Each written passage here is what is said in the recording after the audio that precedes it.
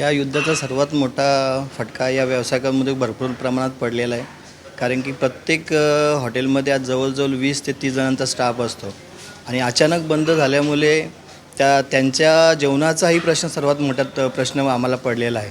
बाकी व्यावसायिक आम्ही गोष्ट बघायला गेलो तर ते खूपच जास्त आहे आणि गॅस आम्ही जर आणखी वेगळ्या प्रमाणात आणायला गेलो तर ते आणखी जास्त प्राईजमध्ये वाढून देत आहेत.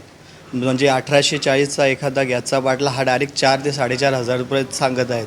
त्याच्यामुळे ते एवढ्या महागाचा गॅस आम्ही घेऊन येणार आणि त्याचं काही बनवून आम्ही कस्टमरला देणार, ते आम्हालाही परवडणार नाही त्याच्यामध्ये. आणि त्याचा जर रेट वाढवला आम्ही काही पण, तर त्याचा कस्टमरला त्यातला भरपूर मोठ्या प्रमाणात फरक पडणार आहे. त्याच्यामुळे कस्टमरही तुटून जातील आमचे.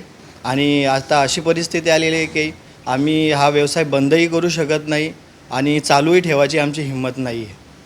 सध्या काय पर्याय काढलेला आहे? याबद्दल आम्ही पर्याय आता सध्या कोळसा, दगडी कोळसा, लाकडी कोळसा आणि चुलीवरचं जेवण आम्ही आता नवीन पद्धतीने चालू करत आहेत, जेणेकरून आमच्या स्टाफला तरी जेवण मिळेल आणि जोही कस्टमर येतील त्यांच्यासाठी आम्ही थोडे लिमिटेड म्हणजे आयटम आम्ही देऊ शकतो.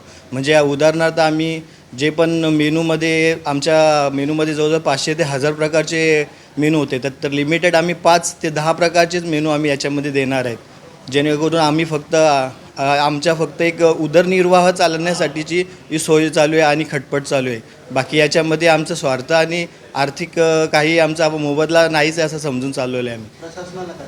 प्रशासनाला एवढंच सांगेल आम्ही की आम्हाला लवकरात लवकर याच्याबद्दल काहीतरी आमची सोय करण्यात द्यावी आणि जेणेकरून या इथले असलेला स्टाफ आणि आमच्या उदरनिर्वाहाची ही आमची असलेली ही पुढे काहीतरी आम्हाला याच्यामध्ये मार्ग दाखवू शकता असं काहीतरी करायला पाहिजे प्रशासनाने.